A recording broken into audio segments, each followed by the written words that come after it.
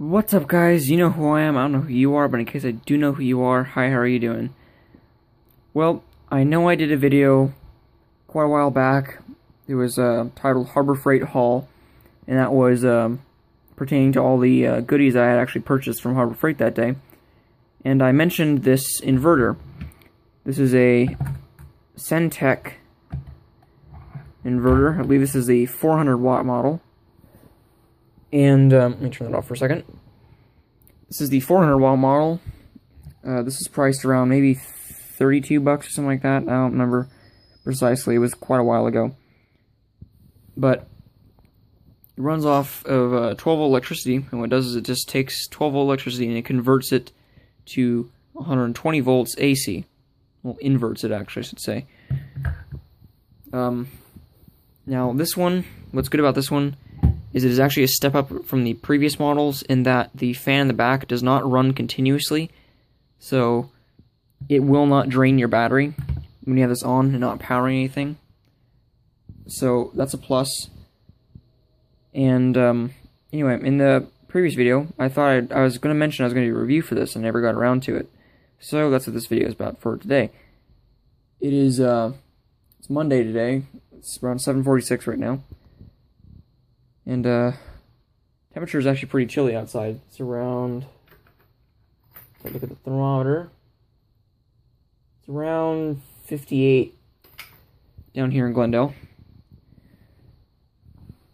So now the weather is all out of the way. Here it is. It's pretty compact, not very big at all.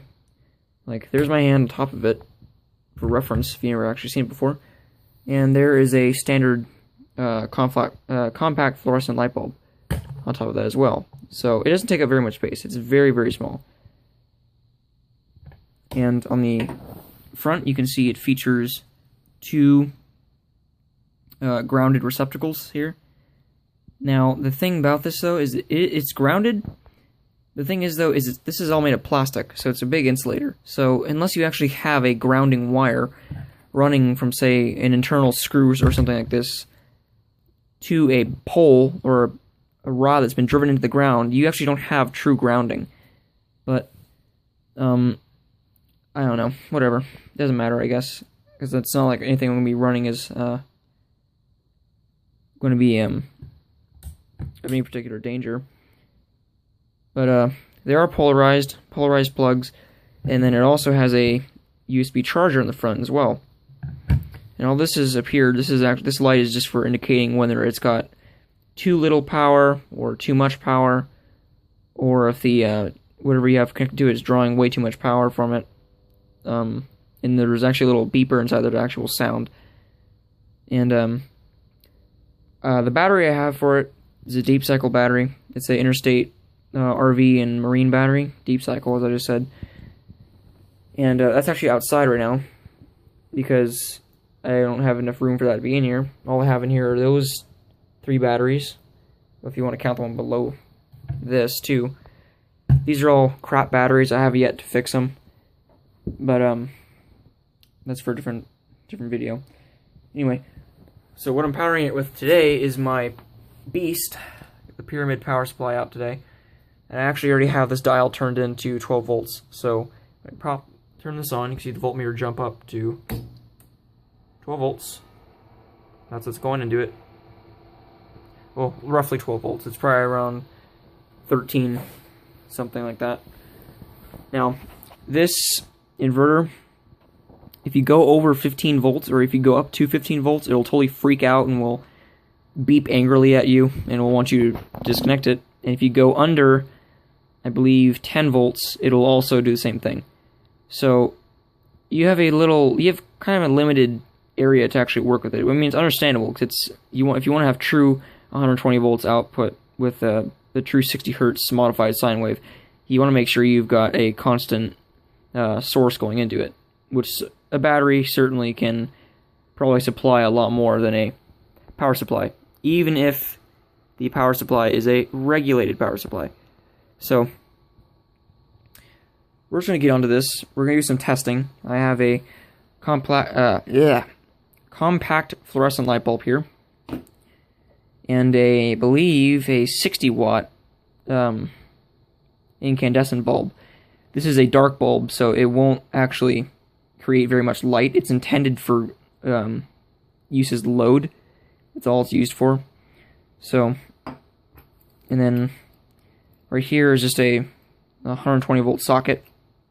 So, and I've got the my room heater. This is a Polonus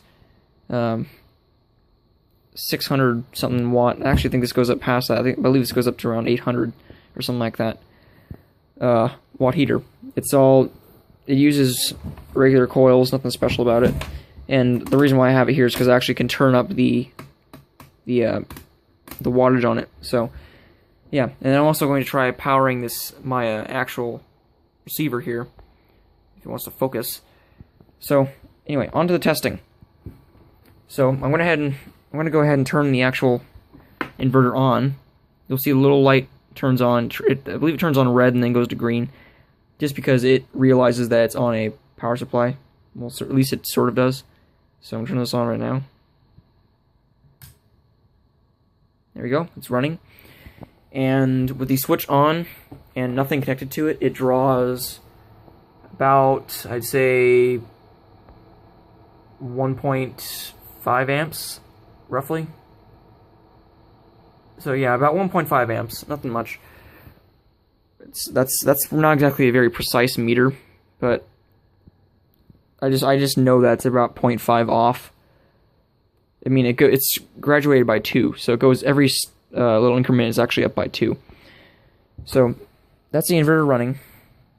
Very silent, and as I told you before, the fan's not running because it doesn't want to suck the battery dry. The fan only turns on when it's actually needed.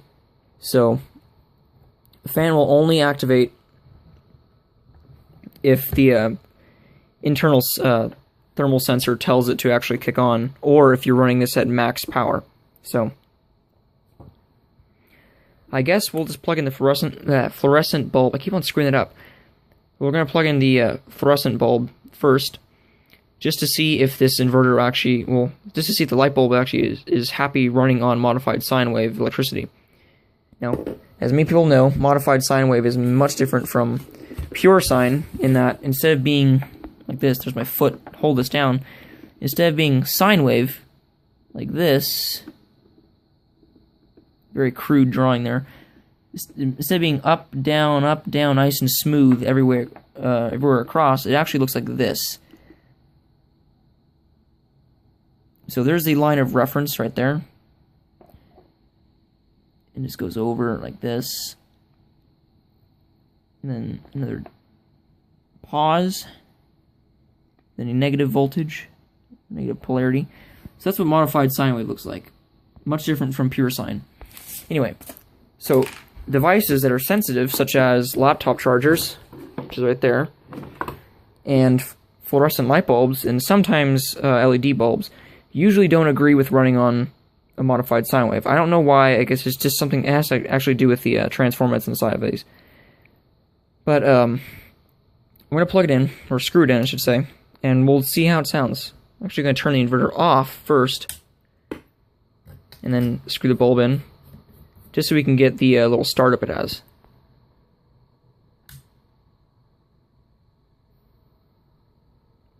So there's a little bit of buzz. Actually not too loud. I actually can barely hear it unless I'm like really close to it. That's actually about the same buzz you'd hear when it's actually connected to regular 120 on the house power. So if I get in a little closer and let you hear to it, you actually can hear it hum a bit when you first flip the inverter on. So here we go. So that's just the inverter startup sound, because actually the wave actually gradually increases in gain as soon as the inverter is turned on. So it starts off at obviously a flat power output. So it starts out right here, and then as the capacitor is charged inside of it, then this gradually starts to grow, and the negative voltage starts to grow or get lower, and the positive voltage gets higher, obviously. And that's what it's like. That's the reason why it takes a bit to actually start up. But that's just the CFL. Now with the incandescent, it's a different story. There's no sound at all, and the inverter actually kind of struggles a bit because this is quite a big load. That's what this bulb's intended to do. So we're actually going to flip it on right now.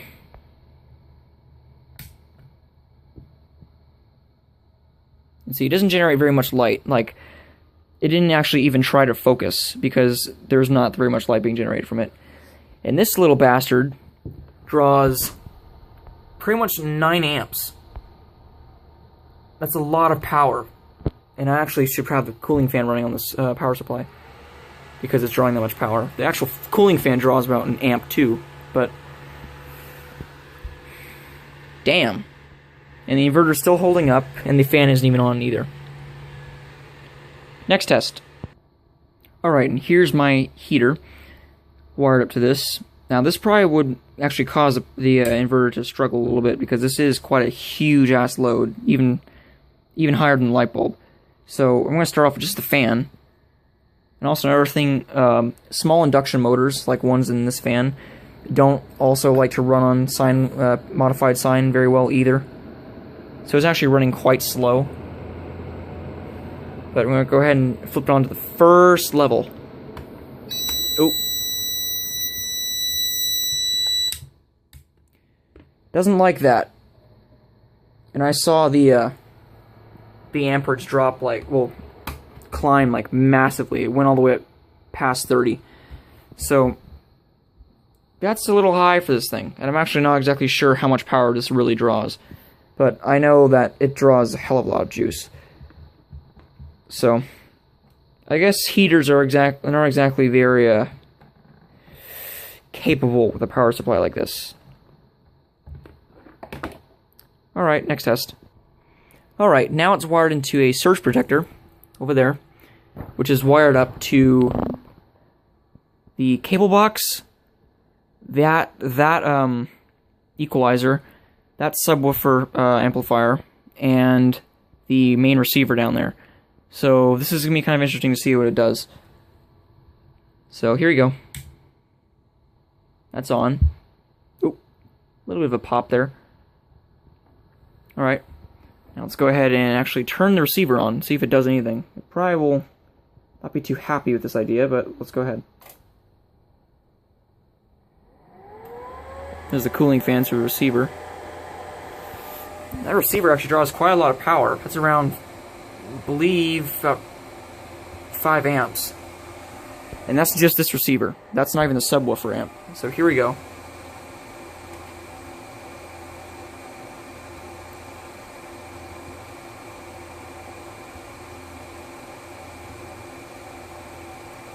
Huh. Well, the sub amp doesn't really draw much of anything either. Let's try this equalizer.